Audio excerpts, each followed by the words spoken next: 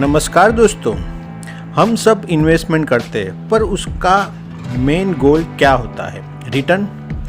तो रिटर्न दो तरीके के होते हैं। उसमें पहला है इनकम, यानी हमारा इंटरेस्ट हो गया, डिविडेंड हो गया, वो सब हमारी इनकम हो गई। और दूसरा इन्वेस्टमेंट का मेन गोल है इन्वेस्टमेंट का एप्रिसिएशन, यानी जो भी इन्वेस्टमेंट किया है उसकी वैल्यू बढ़ जाना। इन्वेस्टमेंट हम इन दो वजहों से ही करते हैं, वो चाहे किसी में भी इन्वेस्टमेंट हो, म्यूचुअल फंड में हो, यानी म्यूचुअल फंड में आप लमसम पेमेंट कर रहे हो, या फिर एसआईपी कर रहे हो, या फिर बैंक की एफडी में इन्वेस्टमेंट कर रहे हो, या फिर आपने लैंड परचेस कर ली हो, गोल्ड परचेस किया हो, या फिर इंश्योरेंस की कोई इन्वेस्टमेंट स्कीम आपने ली हो, वो सभी इन्वेस्टमेंट का मेन गोल होता है रिटर्न। और इन सारे इन्वेस्टमेंट के रिटर्न को कैलकुलेट मेनली 3 फॉर्मूला से करते हैं। उसमें पहला है CAGR, दूसरा है IRR और तीसरा है XIRR। तो आज हम इन 3 फॉर्मूला के बारे में जानेंगे। इससे आपको पता चलेगा कि इन्वेस्टमेंट का एक्चुअल रिटर्न कितना है, और इन्वेस्टमेंट करने से पहले आप डिसीजन ले सको कि हमें इसमें इन्वेस्टमेंट करना चाहिए या फिर नहीं। तो चलो शुरू करते हैं। हमारी पहली फार्मूला है CAGR।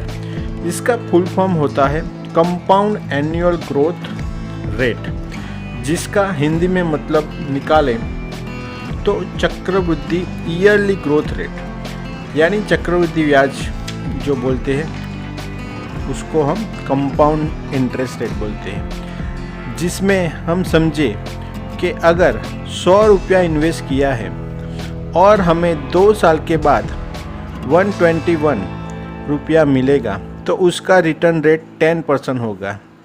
जैसे कि 100 रुपीज़ का पहले साल 10% इंटरेस्ट यानी 10 रुपीज़ हो गया, और उसका टोटल हो गया 110 जो हमारा मुद्दल हो गया।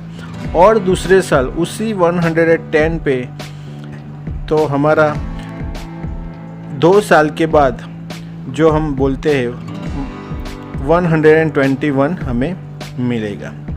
तो CAGR इन्वेस्टमेंट कितने टाइम के लिए किया है उसके दरमियान ईयरली रिटर्न कैलकुलेट करके उसका कंपाउंडिंग एनुअल रिटर्न कैलकुलेट किया जाता है। CAGR का प्रैक्टिकल यूज देखें तो बिजनेस की बैलेंस शीट या फिर P&L अकाउंट देख के कंपनी ईयर बाय ईयर कितना ग्रो कर रही है वो हमें पता चलेगा। जैसे कि पहले ईयर 10% रिटर्न दिया, फिर 12%, फिर 20%, तो हमें हमारा इन्वेस्टमेंट क्या का एक पर्टिकुलर रिटर्न रेट, और वो भी आफ्टर पर्टिकुलर ईयर कितना होता है वो जानने के लिए CAGR यूज होता है। तो CAGR का हम पहले फॉर्मूला देख लेते हैं। CAGR की is equal to final value divided by starting value power raise to 1 divided by n minus 1। ये CAGR की फॉर्मूला है। इससे हमें CAGR का रेट पता चलेगा, यानी हमारा एवरेज रेट ऑफ रिटर्न कितना है वो इस फॉर्मूला से पता चलेगा। हम एग्जांपल लेते हैं। अगर किसी कंपनी में आपने शेयर में इन्वेस्ट किया है ₹1 लाख का, और उसमें उसका फर्स्ट ईयर एप्रिसिएशन 20% है, सेकंड ईयर 10% है, फोर्थ ईयर 20% है, और फिफ्थ ईयर 15% है। तो ओवरऑल रिटर्न कितना आएगा वो हम एक्सेल की ये फॉर्मूला में देखते हैं। हमने 2014 में 1 लाख रुपीस इन्वेस्ट किया है, फिर पहले साल 20% का ग्रोथ रेट मिलता है, तो हमारा हो गया 1,20,000। वही 1,20,000 थर्ड ईयर में हम इन्वेस्ट करेंगे तो उसका 10% मिलता है। फिर 8% लॉस हो जाता है। ऐसे करके हमने 5 साल ये इन्वेस्टमेंट किया है। तो उसकी फॉर्मूला हम यहाँ पे डाल के कितना हमारा एवरेज रिटर्न है वो हम यहाँ पे कैलकुलेट करेंगे। तो हमारी फॉर्मूला है final value divided by starting value और power raise to 1 divided by n। n मानी कितने साल आपने इन्वेस्ट किया है, इन्वेस्ट के ईयर के आफ्टर यानी एंड में, यानी हमारा यहाँ 5 साल के बाद किया है हमने विड्रॉ, तो 5 आएगा और बाद में सिंपली -1 और फिर एंटर कर देंगे। तो हमारा यहाँ पे उसको परसेंटेज में कन्वर्ट करेंगे तो 11% आ गया। हम उस रिटर्न को दूसरे इन्वेस्टमेंट के रिटर्न के साथ कंपेयर कर सकते हैं, जैसे कि FD interest rate for 5 year के साथ हम कंपेयर कर सकते हैं। हम CAGR का दूसरा एग्जाम्पल लेते हैं, इंश्योरेंस की इन्वेस्टमेंट स्कीम का। उसमें होता है अगर आज आप 2 लाख इन्वेस्ट करोगे तो 25 इयर्स के बाद आपको 10 लाख मिलेगा, तो उसका हम CAGR जानते हैं। फाइनल वैल्यू होगी हमारी 25 इयर्स के बाद यानी 10 लाख और डिवाइडेड बाय स्टार्टिंग वैल्यू यानी 2 लाख रुपीस।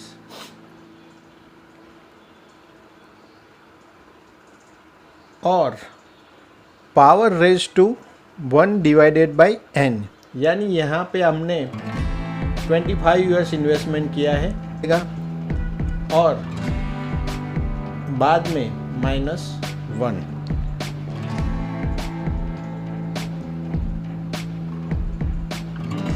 तो हमने 25 इयर्स इन्वेस्टमेंट किया, उसका हमें ईयरली बेसिस रिटर्न कितना मिलेगा वो हम परसेंटेज में जानेंगे, तो 7% ही हमें मिलता है। CAGR की लिमिटेशन है, यानी CAGR तभी यूज होता है जब आउटफ्लो 1 टाइम यानी इन्वेस्टमेंट लमसम किया हो, यानी 1 पॉइंट ऑफ टाइम ही आपने इन्वेस्टमेंट किया हो और उसका इनफ्लो भी 1 पॉइंट ऑफ टाइम ही आए, यानी आपने यहाँ पे लमसम 2 लाख इन्वेस्टमेंट कर दिया और 25 इयर्स के बाद आपको 10 लाख रुपीस लमसम मिल जाएगी, यानी 1 point of time inflow and 1 point of time outflow होगा, तभी आप CAGR यूज कर सकते हो। पर अगर आप SIP करोगे यानी मल्टीपल टाइम इन्वेस्ट करोगे और उसका इनफ्लो यानी विड्रॉ भी आप मल्टीपल टाइम करोगे, तो उसका रिटर्न का कैलकुलेशन कैसे करोगे? तब ओनली XIR फॉर्मूला ही काम आएगा। XIR कभी किसी फाइनेंशियल कोर्स या फिर CA कोर्स में भी सिलेबस में नहीं है, वहाँ पे ओनली IIR ही पढ़ाया जाता है, जिसका फुल फॉर्म होता है internal rate of return. IIR को सिंपल भाषा में समझे तो अगर कोई बिजनेस 15% रिटर्न देने की क्षमता रखता है तो उसका 100 रुपीज़ का इन्वेस्टमेंट 115 रुपीज़ हो जाएगा ईयर एंड के बाद। अब आप कहोगे कि XIR क्या है? तो XIR और IRR सेम ही है, पर IIR की फॉर्मूला जब एक्सेल में करोगे तो उसमें खामी है। जैसे कि अगर आप SIP करोगे और उसमें हर 5 तारीख को वो आपके अकाउंट में से अमाउंट कट जाएगी, पर हर महीने के दिन सेम नहीं होती है। जैसे कि किसी मंथ में 30 डेज होता है, किसी मंथ में 31 और किसी में 28 डेट होता है। और जब आपका हर महीने 5 तारीख को इंस्टॉलमेंट कट जाएगा SIP के लिए, तो IRR जब टाइम कैलकुलेट करेगा अपनी फॉर्मूला में, तो वो ड्यूरेशन सेम नहीं लेगा और वो गलती दिखाएगा। इसीलिए IRR जो होता है वो कंप्लीट रिटर्न का रेट नहीं दिखा पाता। इसीलिए एक्सेल ने जब फॉर्मूला बनाई तब उसमें थोड़ा मॉडिफाई करके और एडवांस वर्जन ला के XIRR की फॉर्मूला बना दी, जिसमें आप multiple point of time outflow और मल्टीपल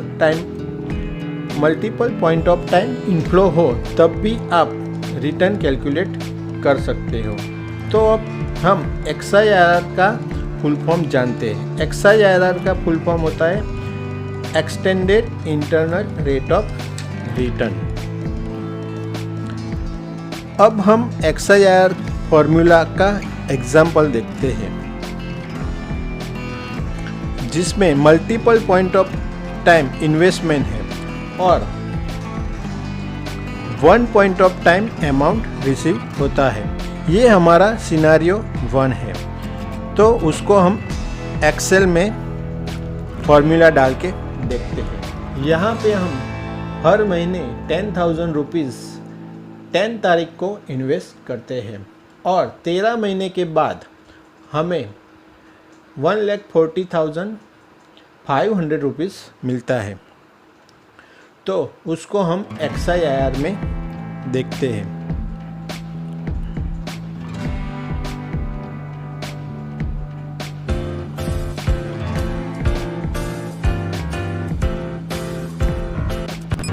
यहाँ पे आप देखोगे कि XIRR की फॉर्मूला एक्सेल में है। उसमें पहले वैल्यू को सिलेक्ट करना होता है, जिसमें जो आउटफ्लो यानी हमने जो इन्वेस्टमेंट है उसको हम माइनस दिखाएंगे क्योंकि वो हमारा आउटफ्लो है, और जो भी अमाउंट रिसीव होगी उसको हम पॉजिटिव दिखाएंगे क्योंकि वो हमारा इनफ्लो है। और ऐसे करके हमें वैल्यू सिलेक्ट करना है। वैल्यू सिलेक्ट हो जाने के बाद हमें कॉमा कर देना है और फिर डेट को सिलेक्ट करना है। यहाँ पे डेट एंटर करने में ध्यान देना है कि डेट का फॉर्मेट जो होता है DD -MM -YY में एंटर करना है, वरना कैलकुलेशन रॉन्ग आएगा। यानी डेट की फॉर्मूला जो डेट का जो फॉर्मेट होता है वो हमें यही सिलेक्ट करना है और उसके बाद हमें ब्रैकेट कंप्लीट कर देना है और एंटर दबा देना है, जिससे हमारा रेट आ जाएगा। उसको हमें परसेंटेज में कन्वर्ट कर देना है। तो यहाँ पे हमारा 14% आ गया।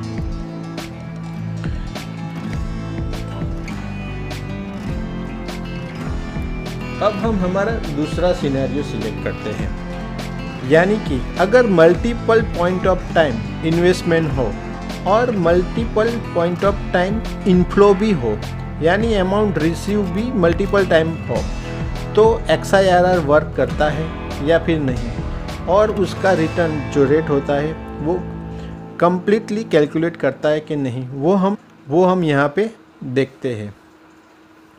तो XIRR multiple point of time investment and multiple point of time inflow दोनों में वो काम करता है। तो उसको हम एक्सेल में समझते हैं।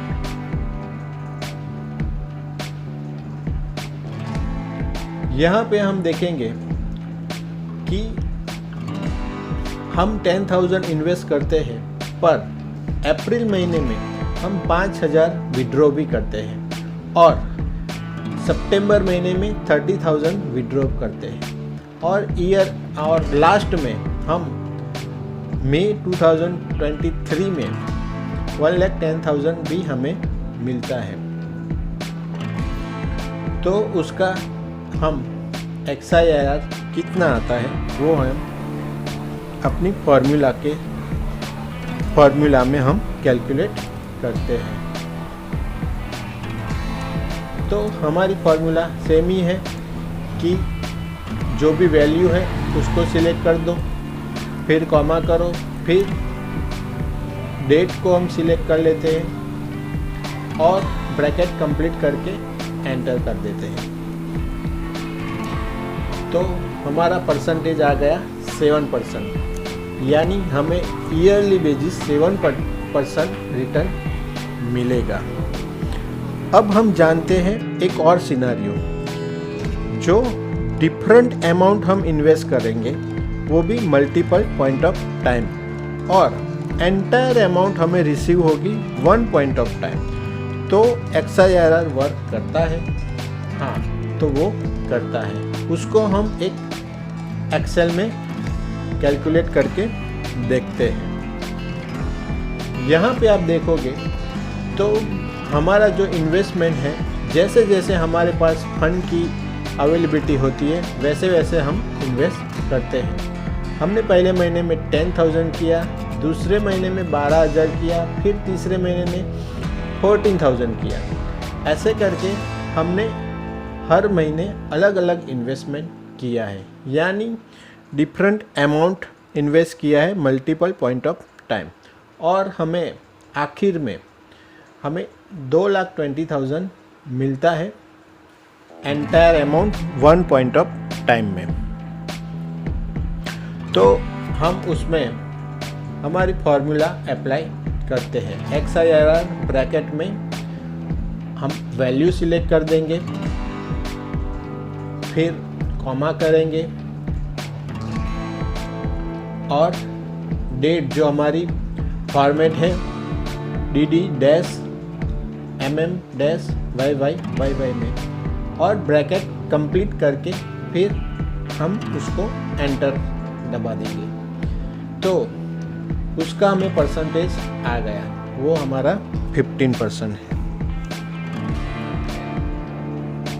ठीक है, अब हम एक लास्ट वाला सिनेरियो देखते हैं, जो सारे इन्वेस्टमेंट जो कंपनियां हैं, इंश्योरेंस कंपनियां हैं या फिर बैंक, जो हमें देती है रिटायरमेंट स्कीम, वो रिटायरमेंट स्कीम में हमें ईयरली बेसिस कितना रिटर्न मिलता है परसेंटेज में, वो हम यहाँ पे जानेंगे।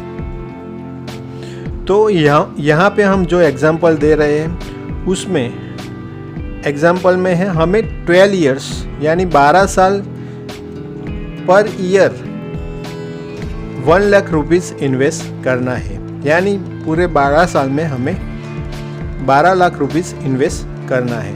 उसके बाद 2 साल हमारा ब्लॉकिंग पीरियड है, और उसके बाद 30 इयर्स हमें 1,39,521 रुपीज़ हमें मिलेगा, और आखिर में 30 इयर्स के बाद 13,20,000 रुपया भी मिलेगा।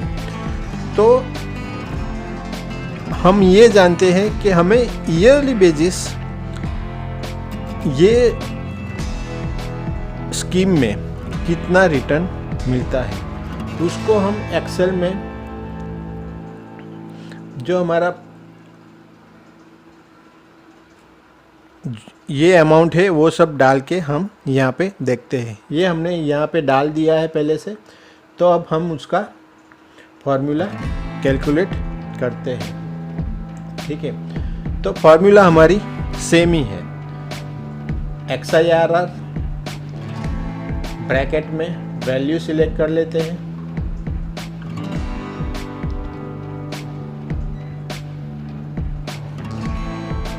यहाँ पे हमने जो इन्वेस्ट किया है उसको हम माइनस में रखेंगे और जो हमारा इनफ्लो है उसको हम पॉजिटिव में रखेंगे। फिर कॉमा करके बाद में डेट सिलेक्ट कर लेते हैं और ब्रैकेट कंप्लीट करके उसको एंटर दबा देते हैं। तो हमारा यहाँ पे ईयरली बेसिस हमें कितना रिटर्न मिलता है वो आ जाएगा।